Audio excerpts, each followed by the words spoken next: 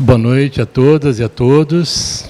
Uma alegria poder estar aqui com vocês mais uma vez e encontrar algumas pessoas que a gente vai conhecendo ao longo da nossa trajetória de conhecimento da doutrina espírita, e isso nos deixa com o coração feliz e com a responsabilidade de a gente falar sobre essa doutrina que sempre podemos ter a possibilidade de compreender a essência da nossa vida, o real significado da nossa vida. E nós trazemos hoje um assunto, como vocês estão vendo na tela, viciações mentais. Nós estivemos aqui, acho que o ano passado, falando sobre a glândula pineal. Então nós temos aí uma certa paixão pela neurociência. E, logicamente, nós vamos iniciar a nossa trajetória hoje falando um pouquinho do que o Espiritismo traz para nós sobre esse processo de viciações mentais, que podemos relacionar com os processos obsessivos que nós estudamos lá no Livro dos Médiuns.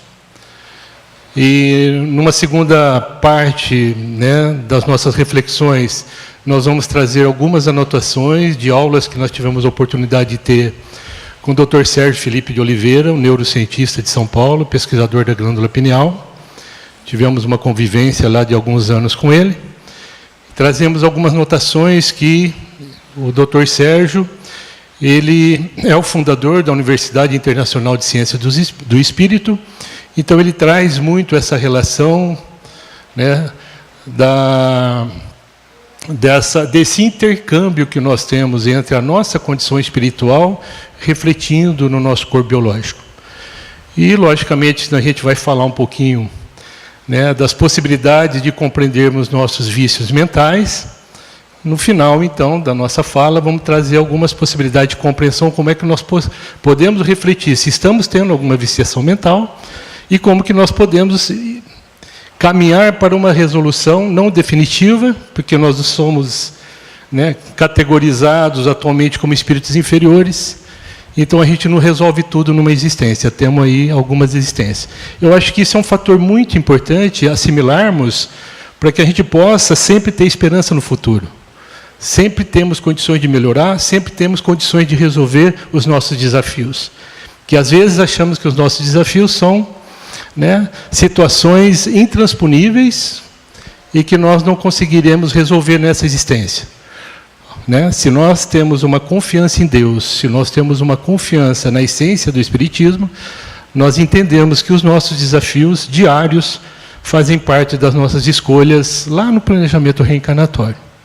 Praticamente todas, não todas, mas praticamente todas. Então, falar de viciações mentais, nós vamos começar falando aqui um pouquinho sobre entender esse processo nos nossos comportamentos.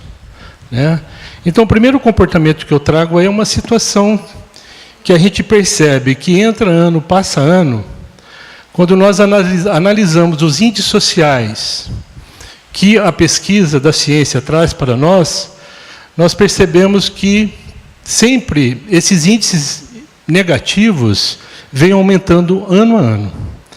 Se a gente pegar a questão do homicídio, se a gente pegar a questão do suicídio, se a gente pegar a questão das drogas, se a gente pegar a questão dos excessos, nós percebemos que o modelo de relacionamento humano, quer dizer, o paradigma relacional humano, mostra uma certa falência. Por quê? Porque, de certa maneira, nós vivemos a nossa vida de maneira competitiva, no sentido de deixar a vida nos levar. Quando nós entramos no processo competitivo saudável, a gente começa a construir a nossa própria caminhada, o nosso próprio caminhar. E é dessa maneira que a gente vai percebendo, então, que nós somos donos de nós. E que a gente não deve deixar a vida nos levar. Porque quando a vida nos leva, ela pode nos levar para a beira do precipício, podemos escorregar e podemos cair e podemos se machucar. Então, vamos caminhar nesse processo de entendermos esse primeiro comportamento, quer dizer, o relacionamento dentro de casa. Como é que anda os nossos relacionamentos quando nós consideramos a nossa família, não somente o relacionamento do casal, como com os filhos, como a grande família, de uma maneira geral. Nunca esquecemos que nós fazemos parte de uma família espiritual.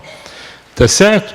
Então, quer dizer, nós entendemos que é dentro de casa, e quando nós estudamos a lei de sociedade, nós percebemos que estamos aqui por uma necessidade de vivermos, né, em sociedade. E para que a gente pudesse estar aqui neste dia, neste momento, nessa condição nossa, né, o nosso papai e a nossa mamãe tiveram um encontro para que a gente pudesse estar aqui hoje. Então, quer dizer, faz parte do processo, né, da nossa convivência familiar, refletindo hoje a qualidade do espírito que nós conseguimos evoluir até este momento. Então, só para a gente refletir, será que a nossa vida familiar, ela nos leva à possibilidade de desenvolvermos alguns vícios mentais? Porque quando nós falamos de vício, talvez a gente pensa nos vícios das drogas e etc. Mas nós vamos conversar um pouquinho sobre, né, o padrão dos nossos pensamentos, o padrão dos nossos sentimentos, que reflete nos nossos comportamentos. E se a gente pensar nos reflexos dos nossos comportamentos, nós percebemos como nós estamos direcionando a nossa vida. Será que a vida está nos levando ou nós estamos direcionando a nossa própria vida? Então, o segundo aspecto de comportamento é a questão da nossa alimentação, né? Porque quando nós nascemos, na verdade, quando fomos concebidos, nós já trazemos dentro da nossa história, como participante de um novo corpo biológico, 4 funções que a gente chama de funções primitivas, né? Já nascemos com a necessidade, né, do alimento, a necessidade do sono, o nosso estado de humor, que é a questão da agressividade, e também nascemos com a condição sexual, masculino ou feminino. E ao longo da nossa trajetória, que inicia dentro da nossa casa, nós temos a possibilidade de desenvolver esses hábitos, esses comportamentos. Então, quer dizer, será que nós nos alimentamos de maneira adequada? Ou nós estamos nos alimentando sem sentir o gosto da comida? Ou a gente nem percebe o volume de comida que nós comemos? Só para a gente refletir, é mais um comportamento que nos leva a um processo de viciação mental. O outro comportamento que a gente traz aqui é a questão, né, da nossa beleza. Que a ciência antropológica antigamente falava que para que a gente pudesse se sentir bem na vida, ou feliz na vida, a gente, em primeiro lugar, precisava ganhar muito dinheiro. Em segundo, a beleza. Então, a gente precisa ganhar muito dinheiro para ficar bonito, para ficar bonita, né? O terceiro, o poder. E depois de um grande estudo que foi feito nos Estados Unidos, o que mais acende a área de satisfação do nosso cérebro é o que nós estamos tentando fazer aqui agora, neste momento, que é o aprendizado. Quando nós aprendemos alguma coisa, nós nos sentimos bem, né? Quando vocês conseguiram aprender a escovar os dentes, se sentiram bem. Ou dar um nó no cardápio e assim por diante. Sempre quando a gente aprende alguma coisa, quando a gente percebe que a gente dá conta de alguma coisa, né, que às vezes é um grande desafio, nós passamos então a ter essa possibilidade de desenvolvermos a satisfação, os momentos de felicidade na nossa existência. Às vezes estamos muito bem, né? Mas sentimos que nós estamos com excesso. É como que nós estamos nessa relação com nós mesmos. Tá certo? Um quarto aspecto que a gente traz aqui é a maneira que nós estamos vivendo na nossa sociedade, na condição de aquisição da nossa necessidade financeira. Estamos indo para o nosso trabalho. De que maneira? Né? Estamos participando na sociedade, nos integrando às necessidades que a sociedade precisa de nós, de que maneira? Estamos sendo honestos? Estamos sendo sinceros? Estamos sendo coerentes? Ou a gente começa, né, a virar a costa para a sociedade e começamos a fazer alguns acordos não muito lícitos, né? A gente se corrompe, às vezes, por muito pouco. E, às vezes, nós nos damos o direito de ficar fazendo o julgamento das pessoas que a gente, né, imagina ou tem certeza que desenvolveram um processo de corrupção, mas nós não olhamos a corrupção que está dentro de nós. Somos espíritos inferiores, né? Ainda temos sentimentos inferiores. Então, precisamos ter coragem para olhar para dentro de nós. Senão a gente muda, né, a nossa aparência através das máscaras, que falando da psicologia junguiana, que seriam as nossas personas, e a gente coloca a máscara para dormir, para acordar, para ter o relacionamento, no trabalho, dentro de casa, em qualquer lugar. como estamos vivendo essa nossa, né, essa compreensão do que o Espiritismo vem nos convidar a ser. Uma outra, né, o outro comportamento, a questão aí das drogas. Aí nós estamos mostrando aí a questão do cigarro, a questão do álcool, mas nós também podemos falar das drogas ilícitas, que nos leva também a comportamentos viciosos, mentais, né, comprometimento da nossa mente aos vícios mentais, né, e como estamos dormindo. E eu trago essa figurinha porque é uma preocupação grande hoje da sociedade, principalmente da sociedade da área da saúde, a questão de que maneira, como nós estamos nos relacionando com as redes sociais. As redes sociais, elas nos auxiliam, nos ajudam muito, nos favorece, né, muita coisa boa. Mas os nossos filhos, às vezes, estão escondidos, noites adentro, olhando para o celular, tentando sentir útil, porque dentro de casa não tem nenhum tipo de valor. Como nós estamos olhando para os nossos filhos, né? Como estamos olhando, né, para a nossa grande família. Hoje, cada vez mais, nós temos a oportunidade de visualizar, né, nos encontros, nos bares, nos restaurantes, né, pai, mãe, filhos, cada um olhando para o seu celular e não tem o diálogo. Tá? Logicamente que nós estamos trazendo aqui um pouquinho de excesso na nossa fala, mas é para que a gente possa refletir, né, se nós estamos, né, vivenciando alguma situação dessa. E aí, colocando esses comportamentos, eu pergunto, onde tudo começa? Para que a gente possa pensar, refletir, se estamos tendo algum tipo de viciação mental. Tudo começa dentro da nossa casa, né? Nós nascemos aí. Então, nós podemos dizer que o que nós refletimos hoje, na qualidade do ser humano que nós estamos neste momento, reflete esse processo educativo dessa existência. Logicamente, fazendo uma concordância, uma integração com as nossas outras vidas. Porque o nosso processo evolutivo começou há milhares ou há milhões de anos, né? Fomos criados por Deus, simples e ignorantes, com o princípio da inteligência e o princípio espiritual. A partir do desenvolvimento, ao longo da trajetória, passando pelos reinos da natureza, mineral, vegetal e animal, nós chegamos no nível de adquirirmos a nossa consciência, e foi a partir desse momento que nós adquirimos, então, a responsabilidade das nossas escolhas. Então, se hoje nós estamos passando por um processo, por uma enfermidade mental, ou alguma insegurança na nossa vida, como grandes distúrbios, nós refletimos as nossas escolhas, né? Desde das existências passadas até essa existência. Tá certo? Então, gente, quando nós falamos de viciações mentais, trazendo aqui os fundamentos espíritas, né, a questão número 785 do Livro dos Espíritos pergunta, né, o Kardec, qual o maior obstáculo ao progresso do homem? E aqui eu coloco aqui a questão moral, porque os espíritos respondem que é justamente o orgulho e o egoísmo. E na continuidade da resposta, ele fala que, né, na questão intelectual, no progresso intelectual, a gente constantemente, né, criamos a intelectualidade, a inteligência. Mas a questão moral não caminha na mesma proporção. Então, hoje, nós estamos aqui com um grau de inteligência muito elevado, mas a condição moral bem decaída. Tá? E isso nos traz esse distanciamento entre a intelectualidade e a questão moral, nos traz os vícios mentais, os vícios de atitudes. E são atitudes o quê? Egocentradas.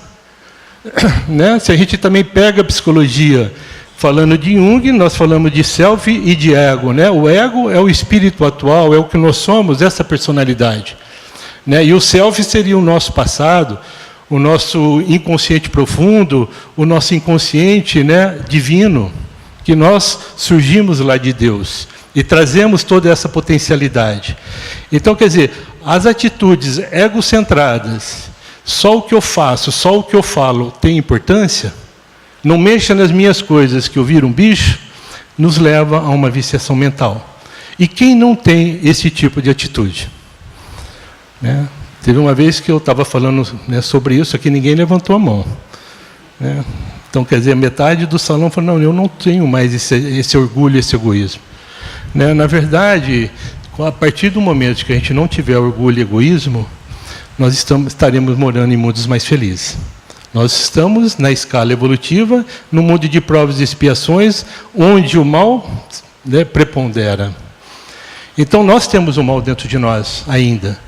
E se a gente não reconhece esse processo, a gente fica entrando no sentido de fuga para sombras, porque a gente não tem coragem de olhar para nós mesmos. E hoje, então, nós trazemos esse convite para que a gente possa olhar um pouquinho para nós e percebermos, né, se estamos tendo algum tipo de viciação mental. Então, podemos dizer, então, que viciação mental, né, é uma operação da nossa mente pelo qual o espírito, ele dirige, então, o seu pensamento a uma ideia central, única e atuante, atribuindo-lhe importância maior do que as outras.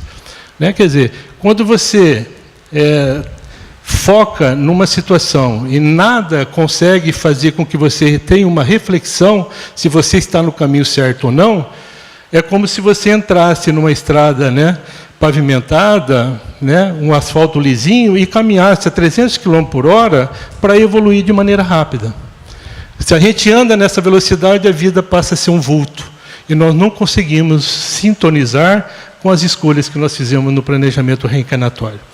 Então, a nossa caminhada, né, ela deve ser um pouco mais ampla. E entender que o nosso caminho é uma estrada de terra, não pavimentada, cheia de depressões. Mas não é para que nós entremos em depressão mental. É para entendermos que essas depressões são os nossos desafios. E se a gente tem coragem, vinculado à energia divina, à luz do Pai, nós temos então essa coragem de penetrar nessas depressões, investigar o máximo que a gente consegue, às vezes pedindo auxílio, às vezes precisando de um passe, de uma água fluídica, de uma orientação, ou de um médico, ou de um psicólogo, porque ali nessa depressão nós vamos encontrar uma razão, uma verdade. E quando nós encontramos essa a verdade é a solução daquele desafio. E aí nós continuamos, então, né, vinculados à energia do Pai, à luz divina, e construímos degrauzinho por degrauzinho para sair dessa depressão. A gente materializa o conhecimento. Não sei se eu estou me fazendo entender. Quer dizer, a gente vincula esse conhecimento e a gente sai bem desse desafio. E aí o nosso nível de consciência está melhor, está mais evoluído. A próxima depressão vai ser mais rasa? Não, vai ser mais profunda. O desafio é maior porque nós estamos mais fortes. E Jesus falou, Deus nunca vai nos dar o peso para carregar se a gente não suporta. Então nós temos condições de resolver todos os nossos desafios, dos menorzinhos até os maiores. Logicamente que precisamos trabalhar a humildade, fazer a conexão com Deus através das nossas preces e entender qual que é a trajetória que eu preciso tomar uma decisão. Porque a gente fica pedindo para Deus, pedis e obtereis. Mas como consequência do pedis e obtereis, buscai e achareis.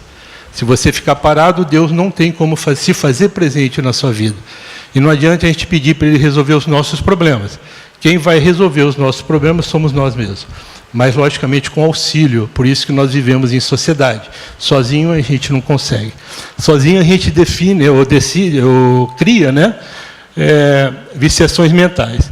Então, viciação mental são vícios de vários tipos que irão projetar em vários setores do nosso organismo.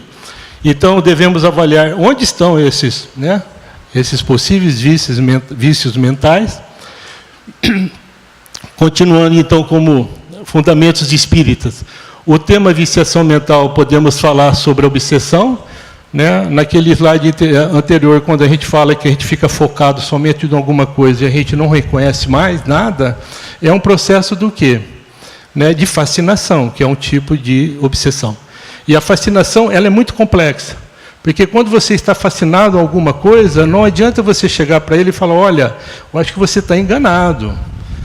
Né? Eu acho que aquela pessoa não é tudo isso que você está achando que é. Não, né? De repente você até briga com ela. Eu estou certo, é a atitude egocentrada, tá certo? A gente pode ter, né, um processo obsessivo. E, logicamente, que esse tema, né, hoje vem sendo, né, bastante pesquisado pelos psiquiatras e os psicólogos, né, porque trata aí das enfermidades mentais. E, ao discorrer sobre essa importância das ideias espíritas, na elucidação das questões das doenças mentais, o próprio Allan Kardec, né, lá no século XIX, ele aponta a real causa desses distúrbios. Quem que é a causa desses distúrbios? Que hoje nós sentimos os efeitos, a relação de causa e efeito. É o nosso próprio espírito, a nossa própria alma. Tá certo? É a condição do nosso espírito. É o que nós desenvolvemos ao longo da nossa trajetória evolutiva nessa condição da inteligência e da moral. Tá certo? Então, o Allan Kardec já vem falar que é o espírito. E lá na Revista Espírita, de 1862, né, acho que todos vocês já ouviram falar da Revista Espírita, e ela tem como subtítulo Jornal de Estudos Psicológicos. Então, o Kardec, desde aquela época, vinculou, né, um vínculo muito forte, muito direto com a psicologia. Mas uma psicologia que hoje a gente ainda nem conhece, mas que teve, né, a chegada da doutrina espírita, um desenvolvimento da psicologia como estudo da alma encarnada. E hoje, quando você fala de alma na universidade, estudando psicologia, ou você fala de alguma coisa de espiritualidade e nem precisa falar de espírito, você é, às vezes, taxado de louco. Tá certo? E naquela época, né, na chegada da doutrina espírita, a psicologia que foi desenvolvida pelos espiritualistas racionais, que Kardec teve contato, que eram os estudiosos do magnetismo, trouxeram, né, na reorganização da educação da França, o desenvolvimento de uma psicologia como estudo da alma encarnada. Tá certo? Então, o Kardec vem falando, vem dizer para nós que, abrindo novos horizontes a todas as ciências, o Espiritismo vem elucidar a questão tão obscura das doenças mentais, ao assinalar-lhes uma causa que até hoje não havia sido levada em consideração, causa real, evidente, provada pela experiência e cuja verdade mais tarde será reconhecida. Né? Quando é mais tarde? Hoje. Né? Então, Kardec, já lá no século XIX, né, na apresentação da doutrina espírita para nós, ele já vem, através dos estudos da psicologia atual, naquela época, quer dizer, trazer essa questão. E aí ele faz a seguinte pergunta: mas como fazer que tal causa... Né, pensando, então, que é lá em 1862. Tá? Então, eles fazem essa pergunta. Como, né, fazer que tal causa seja admitida por aqueles que estão sempre dispostos a enviar ao hospício quem quer que tenha a fraqueza de crer que temos uma alma? E que esta alma desempenha um papel nas funções da nossa vida, quer dizer, nas funções da vida das nossas células, né? No nosso corpo vital, sobrevive ao corpo e pode atuar sobre os vivos. Quer dizer, né, então, quando o Kardec vem falar de espírito, né, foi uma certa convulsão na época. Então, ele falou, como que eu posso falar aqui, o espírito é a grande causa das enfermidades mentais? Se só de a gente falar, né, o pessoal, quem enxergava espírito, quem ouvia espírito, era... né, levado como esquizofrênico para os hospitais psiquiátricos. Tá certo? Nós trazemos aqui em seguida, né, o nosso querido André Luiz, no livro No Mundo Maior, capítulo 16, Alienados Mentais. E ele fala o seguinte, né, trazendo esse conhecimento, que o espírito é a causa, o André Luiz fala, sendo a alma ou espírito a causa real de toda manifestação inteligente do ser, é fácil constatar que os desequilíbrios mentais estão ligados à rebeldia e à não observância da lei de Deus.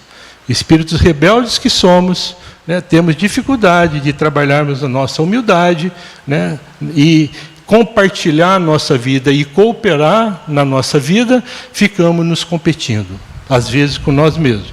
Acordamos todo dia de manhã, entrando num processo competitivo para ganhar cada vez mais dinheiro, achando que a riqueza vai nos trazer felicidade. E é o aprendizado. Tá certo? E a segunda maior causa que nos deixa satisfeitos na nossa vida é a superação. Então, nós precisamos aprender, né, para superar. Então, olha que interessante, né? Quer dizer, somos espíritos rebeldes, e nos distanciamos das leis divinas. Terceira parte do Livro dos Espíritos, as leis morais. Vamos estudar as leis morais, discutir as leis morais, porque é dessa maneira, compreendendo as leis morais, que nós nos aproximamos de Deus, porque a gente aprende a conhecer melhor Deus. E quando você aprende alguma coisa, você conhece alguma coisa, melhora o quê? A fé naquela coisa. Então, se você conhece melhor Deus, você passa a ter uma fé melhor ou maior em Deus. Se você conhece melhor Jesus, você passa a ter uma fé em Jesus. Se você conhece melhor a sua esposa, o seu esposo, os seus filhos, se você conhece melhor os seus amigos, você passa a ter uma relação de fidelidade, né? Que é o que o Evangelho traz para nós, né? Sermos fiéis aos caminhos da nossa predestinação. Né? Se a gente consegue desenvolver, então, essa questão da nossa fé, a gente começa a remover as nossas grandes montanhas e temos uma grande oportunidade nesse processo de compreensão de diminuir os nossos processos, né, de viciações mentais.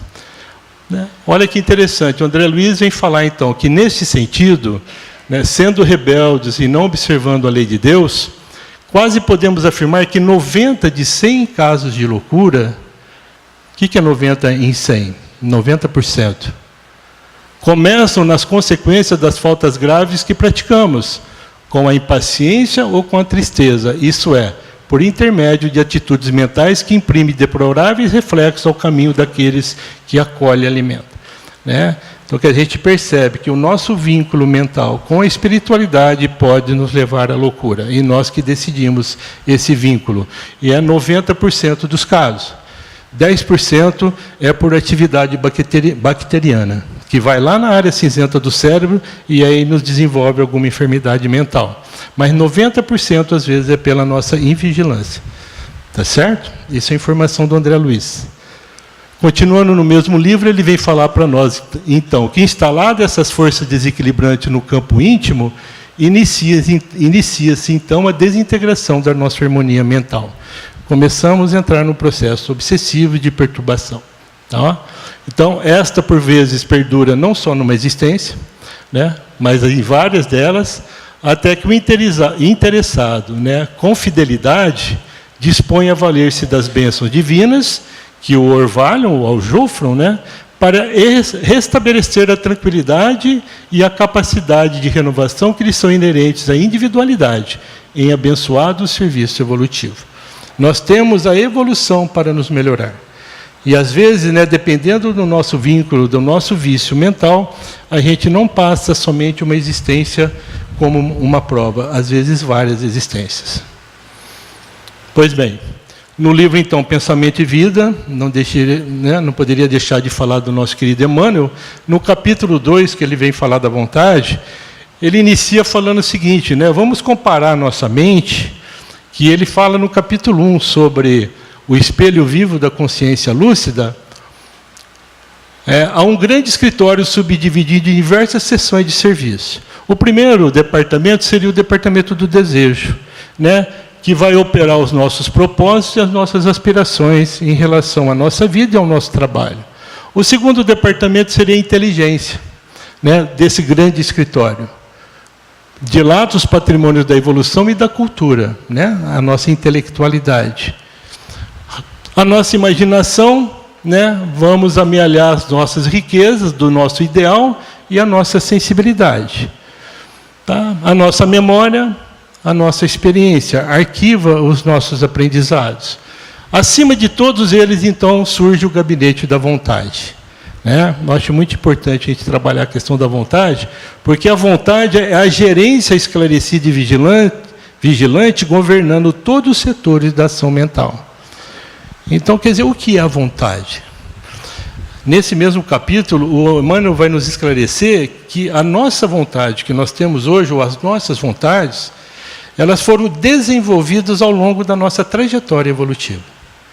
Então, se ela foi desenvolvida ao longo da trajetória evolutiva, se eu amanhã, ao acordar, eu pensar de maneira sincera e honesta na minha vontade, naquele momento, eu estou refletindo a qualidade do meu espírito.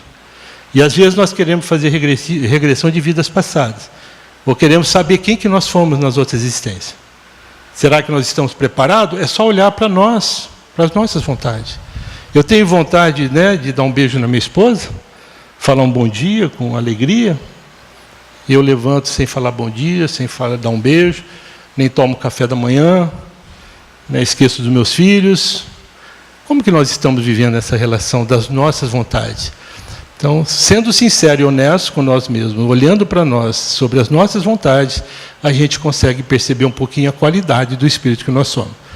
Eu acho muito importante essa colocação do nosso querido Emmanuel. Tá?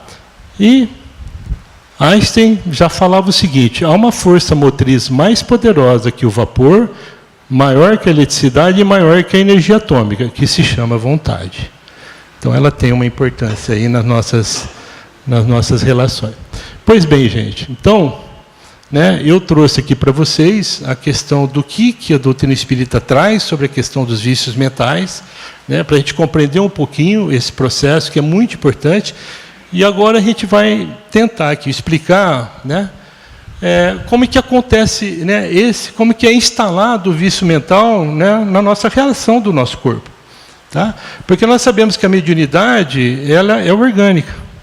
Né? Os processos mediúnicos que todos nós temos 24 horas por dia refletem no nosso corpo.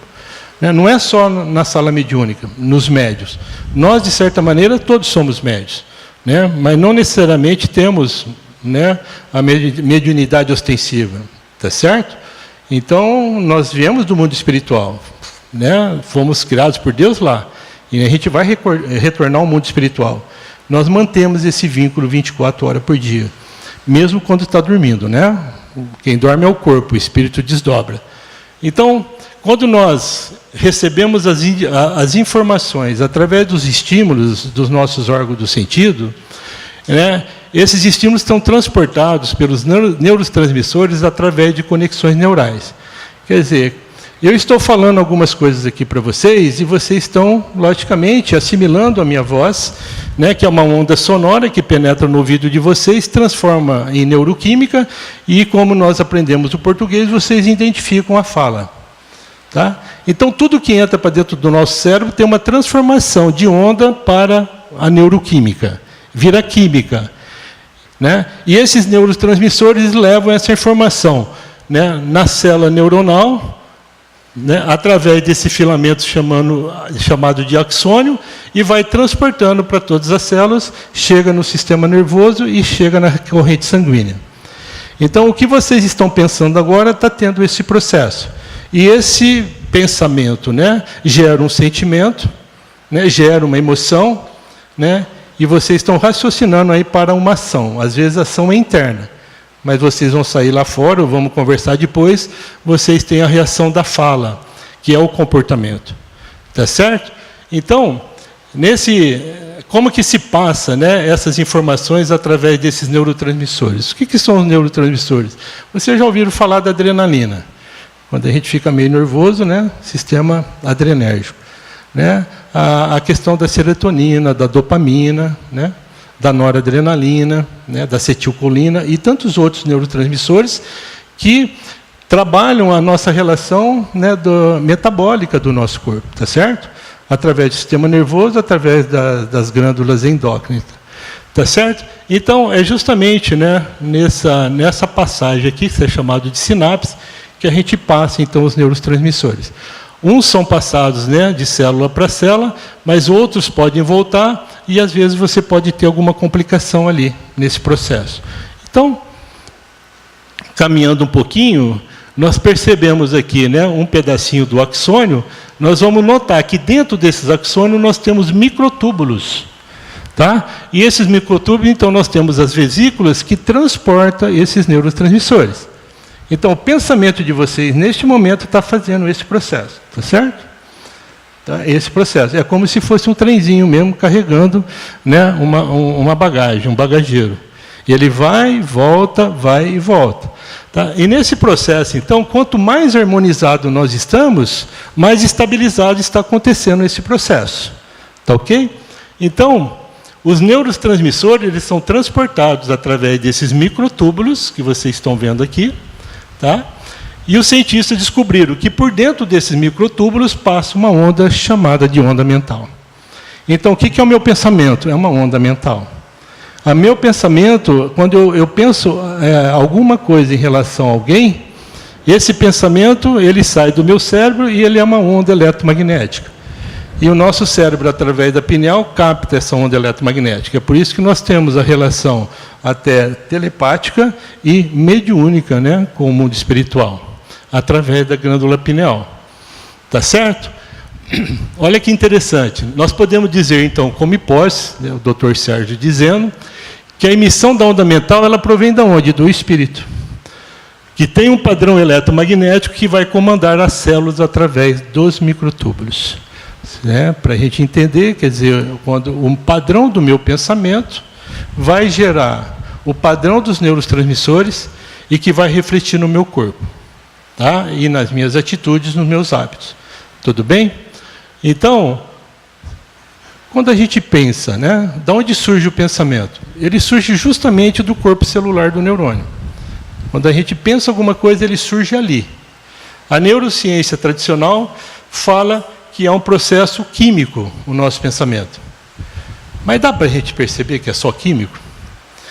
Se eu olho por uma situação, nós olhamos para uma situação, todos nós vamos ter a mesma reação sobre o que nós sentimos, o que nós vimos, os estímulos. Cada um é diferente, nós somos semelhantes, mas não somos iguais. Tá certo? Então isso reflete que é o padrão do meu ser que vai desenvolver o padrão do meu sentimento. Tá certo? E aí vai desenvolver o padrão do comportamento. Então, quer dizer, logicamente que a origem do pensamento vem de um parasistema. Ele vem de fora. Quer dizer, ele vem do espírito. Tá certo? É por isso que o Dr. Sérgio traz como hipótese que essa onda vem do espírito. Então, quando a onda mental ela é desestruturada, se a gente é uma pessoa muito negativa, ocorre uma desestrutura lá do microtúbulo, então o neurotransmissor vai ter dificuldade de manter o padrão normal de transporte. Então, o indivíduo desequilibrado pelo desespero, tristeza, revolta, mágoa e etc., promove a desestrutura dos neurotransmissores. E o problema que estava na alma, no espírito, porque provém lá do espírito, né, transfere para o nosso corpo. Se transfere para o nosso corpo, quando nós adoecemos, é a célula que adoeceu? Sim, mas quem que comandou a célula ao adoecimento? O nosso espírito. Quando nós adoecemos é porque o nosso espírito está desequilibrado ou, né, desestruturado, né, o padrão de ondas que nós estamos emitindo. Pois bem, então se o indivíduo persiste nesse padrão, vai haver uma fixação deste padrão, desorganizado em um processo denominado de fosforilação. Aqui é um microtúbulo, né? Está escrito fosforilação aqui, aqui também, né? Um exemplo do microtúbulo. Então, esse processo, através de uma molécula de fósforo, é como se você pegasse o seu muralzinho que você tem na sua casa, no seu quarto, e pregasse ali o padrão da sua onda mental. Né? Vai pregando, chega uma hora ele materializa. Ele define o padrão do ser que você é. Tudo bem?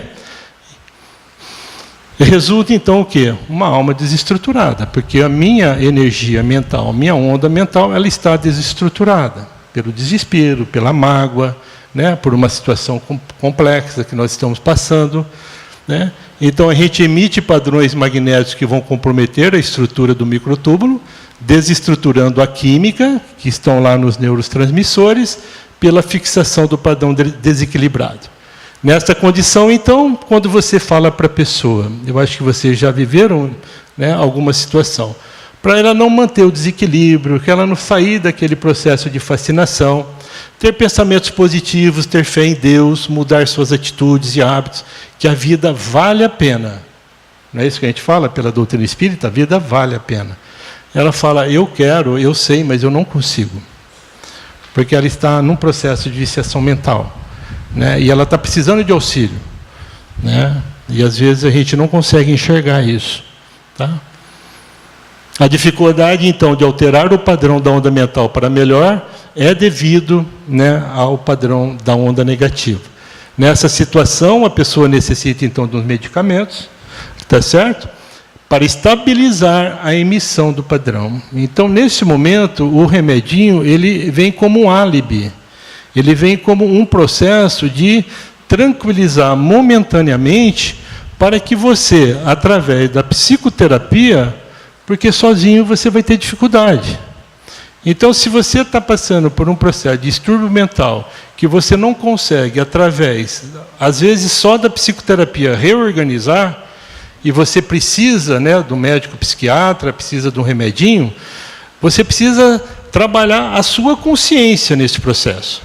Porque tem muita gente que precisa tomar o remedinho, mas não acredita no remedinho. E o remedinho é de quem? Quem nos dá o remedinho? A pesquisa, a ciência. E a ciência de quem que é? Só dos homens? Não, é de Deus também. Então, quando a gente precisa tomar um remedinho, e nós temos esse objetivo também nesse nosso estudo, é olhar para esse remedinho e ter um diálogo com ele, porque ele tem uma história com você. Tá certo?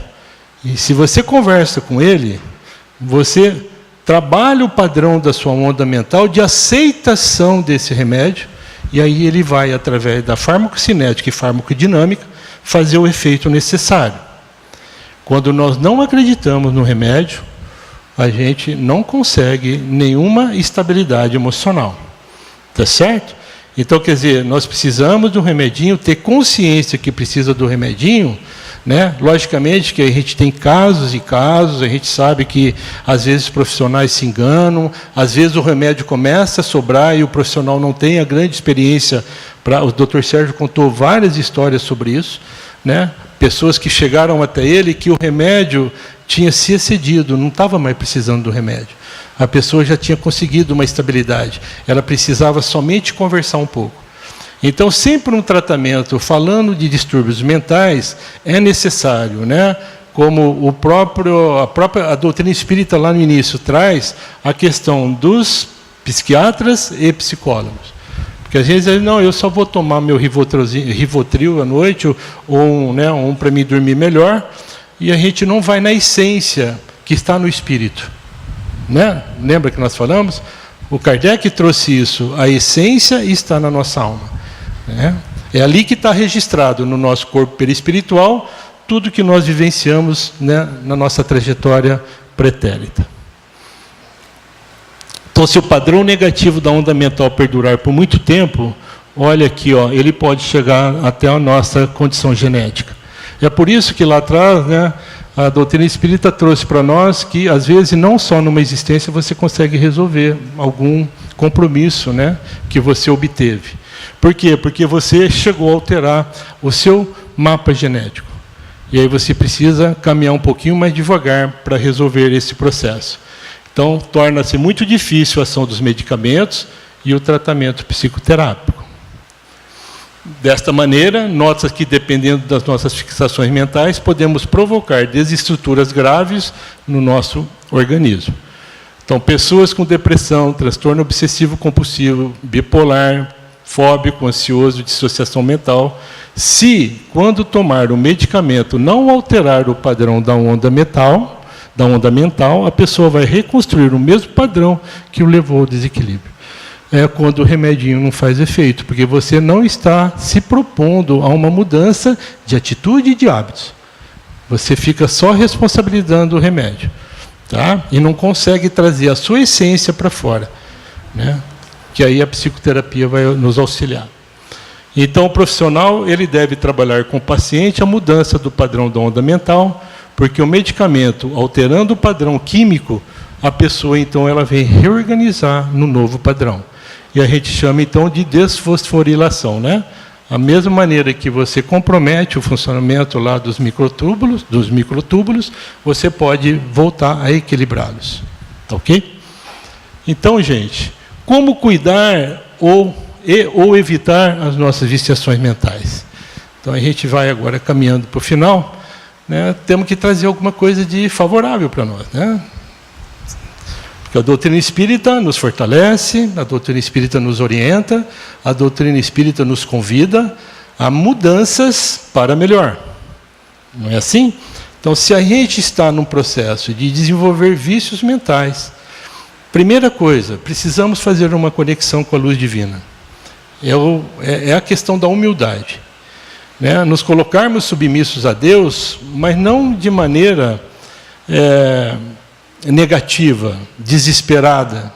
né, ou desesperadora. Né? Fazermos a conexão com Deus é criarmos um diálogo com Deus, com propósitos e com grandes objetivos. E como que a gente cria esse vínculo com Deus? Através das nossas preces, através das nossas orações. Não é assim? Como que a gente conversa com Deus? Pedindo o quê? Para resolver o problema do vício mental ou para nos fortalecer? E a gente dizer para Ele, olha, Pai, eu vou pegar esse caminho. Por favor, né, alguma coisa você deve me mostrar para que eu possa entender se eu estou no caminho certo ou não. Ou se eu vou um pouquinho mais para a direita, um pouquinho mais para a esquerda. Né? Quer dizer, o diálogo com Deus é uma conversa, como nós estamos aqui. Né?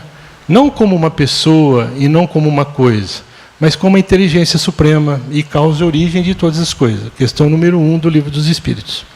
Tá? Então, quer dizer, a gente pode fazer de maneira efetiva. Trabalhando a humildade, a gente consegue ser umidificado pela luz do Pai. E aí a gente passa a ter uma coragem, né, mas uma coragem não do bruto, mas uma coragem de entender o real significado da vida. Que a doutrina espírita nos facilita muito essa compreensão. Viemos, estamos aqui e vamos para o futuro. Não morremos, nunca. Então, por que ficar triste? Por que entrar em processo depressivo? Às vezes precisamos trabalhar bastante a humildade. Então, o processo do autoconhecimento, né? A questão 919, o Kardec pergunta, qual o meio prático, né? O que eu tenho que fazer na prática, mais eficaz que tem o homem de se melhorar nessa vida? O que a gente tem que fazer na prática para se melhorar nessa vida? Não é na próxima, não é no mundo espiritual, é nessa vida. E de resistir à atração do mal. Lembra que eu falei para vocês? Nós vivemos no mundo de provas e expiações. Na escala dos mundos, né? Espiritualmente falando, saímos do primitivo e estamos na escala 2 e vamos chegar na escala 5. Então, o mal, ele sobrepõe ao bem. Então, todos nós temos o mal dentro de nós. É assim? A gente sabe que a gente tem esse mal, ou a gente não tem. Né? Nós temos. Tá certo? Então, quer dizer, qual o meio prático? E o que é esse mal? É o orgulho, é o egoísmo, né? É a inveja, né? A maledicência, o ódio, o rancor, né? Aquelas coisas que a gente vive enclausurado desde lá da infância ou da adolescência, com a família, com algum problema. Né? A gente sempre está... na verdade, sempre a gente reencarna e em todos nós temos um ponto fraco. E é justamente esse ponto fraco que pode desenvolver em nós os vícios mentais. Então, quer dizer, o que eu devo fazer de maneira prática, que seja eficaz, para que eu possa melhorar nessa vida? O que eu tenho que fazer para reconhecer que eu sou orgulhoso? O que eu preciso fazer para reconhecer que eu sou egoísta? Que eu sou vaidoso? Que eu sou avarento? Tantos sentimentos negativos que a gente, como espírito inferior, nós trazemos. Então, quer dizer, aceitar, né? Conheça-te a ti mesmo. Aceitar a si próprio. Então, para que eu possa reconhecer que eu sou orgulhoso, o que eu tenho que fazer? Me conhecer. Se eu sou egoísta, me conhecer. Vaidoso, me conhecer. Olha a profundidade, né, dessa resposta. A maneira prática que nós temos aqui é reconhecer que nós somos espíritos inferiores. Mas isso não é motivo de entrarmos em depressão. Para mim é motivo de sermos felizes. Porque isso nos traz aquela relação de que as dores e os sofrimentos é para que a gente possa ser feliz. Certo? É paradoxal. Por que eu tenho que ter dor? Por que eu tenho que sofrer para ser feliz? Porque eu estou aqui para reconhecer os enganos do passado. Esses enganos do passado, que muitos de nós chamamos de pecados, de erros, na verdade, são enganos que nós cometemos na tentativa de acertar. Não foi para errar que nós escolhemos. Se eu escolho hoje tirar a vida de um irmão meu aqui na esquina, eu acho que eu estou certo. Então, ninguém está aqui para ficar pedindo perdão para Deus. Estamos aqui para reconhecer os enganos que nós cometemos. E como que a gente reconhece esses enganos? Através das nossas vontades. Tá certo? Então, esse, sábio da antiguidade evoluísse, conheça a ti mesmo. O próprio Kardec falou, tudo bem me conhecer. Mas como que a gente faz isso? Como que a gente pode se conhecer? É a questão 919A, Quem puder ler essa noite, a resposta, está lá uma resposta longa do nosso querido Santo Agostinho. De maneira bem sintetizada, ele falou para nós o seguinte: fazei o que eu fazia quando estava entre vocês. Todo final da jornada, todo final do dia, eu avaliava, eu passava uma revista sobre como que foi o meu comportamento com as pessoas, como que foi o padrão dos meus pensamentos, dos meus sentimentos, como que eu falei, o que eu imaginei, o que eu desejei, o que eu sonhei. Passar uma revista, mas de maneira o quê? Sincera e honesta com você mesmo. Senão a gente vai para as sombras, a gente coloca as máscaras e a gente não consegue se conhecer. A coragem é a conexão com o Pai, conversando com Deus. Não é tão difícil assim. Exige de nós uma decisão, tá certo?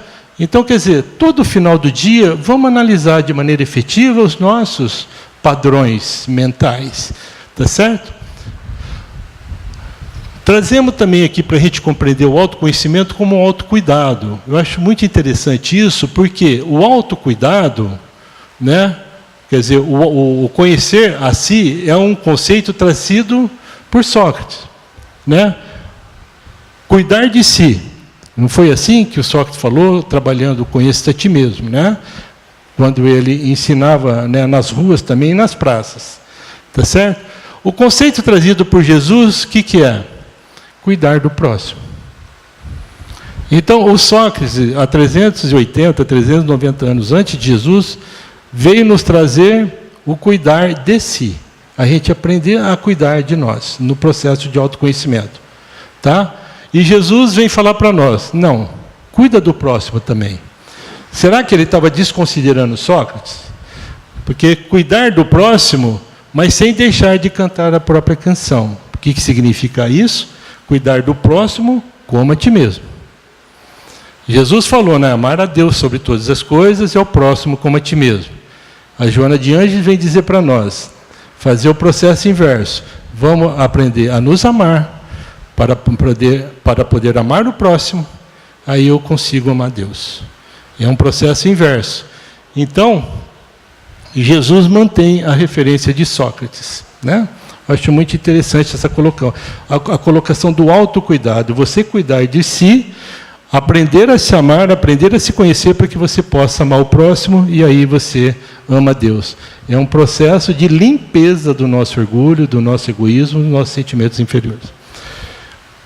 Em consequência, logicamente, do autoconhecimento, vem a questão do autodescobrimento, que é conseguir revelar à nossa consciência, de maneira gradativa, os conteúdos que se encontram lá no inconsciente, no nosso espírito, no nosso corpo espiritual.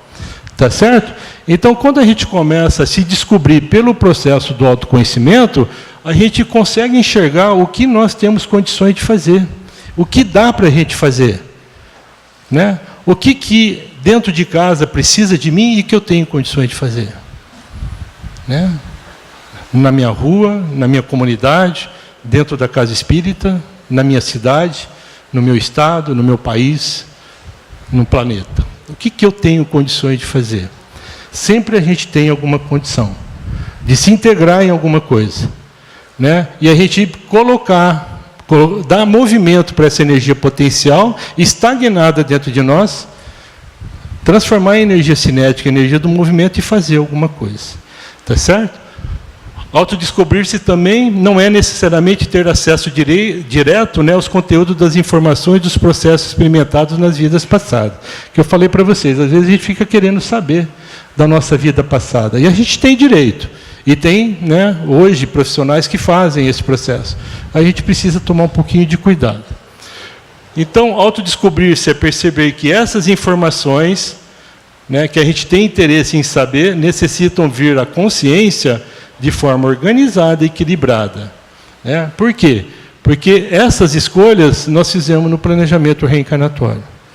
Então, por que eu tenho que atropelar as coisas? Eu preciso aprender a confiar em mim, a me conhecer. Um outro processo que nos leva ao autoconhecimento, a autotransformação. É o processo de retomada da nossa própria vida a partir de você mesmo, e não do outro. Porque às vezes a gente fica refletindo a nossa vida no outro, ficamos projetando as nossas angústias no outro. Ocorre quando dispomos a pôr em prova o que somos, de verificar se o que já conquistamos nós podemos colocar em prática, né? A maneira efetiva de a gente se melhorar. Então, a transformação interior decorre da necessidade da reforma íntima, a qual pressupõe a educação dos pensamentos e das emoções. Onda mental. Quando nós reorganizamos a nossa onda mental, temos a condição de, né, fazer uma reforma íntima. E devemos, então, transformar os nossos valores e as nossas atitudes nas oportunidades de relacionamento que nós temos. Ok? E, para finalizar, a autoiluminação. Como consequência, né, do autodescobrimento, né, do autoconhecer. É um processo que nos permite colocar no lugar mais reservado do nosso ser, entender que a realização do destino pessoal está em consonância com os objetivos divinos. Por isso que eu fico insistindo da conexão com o Pai, com a luz divina. Né? É dessa maneira que a gente consegue, né, efetivar o processo do autoconhecimento. Então, nós devemos buscar o estado permanente de paz e harmonia interior e exterior. Né? Olhar para nós e também olhar para o outro, para o externo. Nesse estado, o indivíduo consegue ser feliz como é, visto que se percebe ainda em processo de constante evolução. A gente não resolve todos os nossos desafios, todos os nossos vícios mentais numa existência. Precisamos de mais algumas aí para frente. Então, no mecanismo da mediunidade, André Luiz fala para nós, é assim que nós somos, por vezes loucos temporários, grandes obsidiados de alguns minutos, alienados mentais, em marcadas circunstâncias de lugar ou de tempo, ou ainda doentes do raciocínio, em crises periódicas, médiuns lastimáveis da desarmonia, pela nossa permanência longa em reflexos condicionados. Viciosos ainda somos, adquirindo compromissos de grave teor nos atos menos felizes que praticamos, semi-inconscientemente, sugestionados uns pelos outros, né, na nossa relação, porquanto perante a lei, olha aqui, é a nossa vontade, é responsável em todos os nossos problemas de sintonia. A vontade, voltando aqui para mostrar a qualidade do nosso espírito. Desejo paz, serenidade sempre, né, com o nosso querido Jesus, mas também nunca sem o Kardec. Muito obrigado.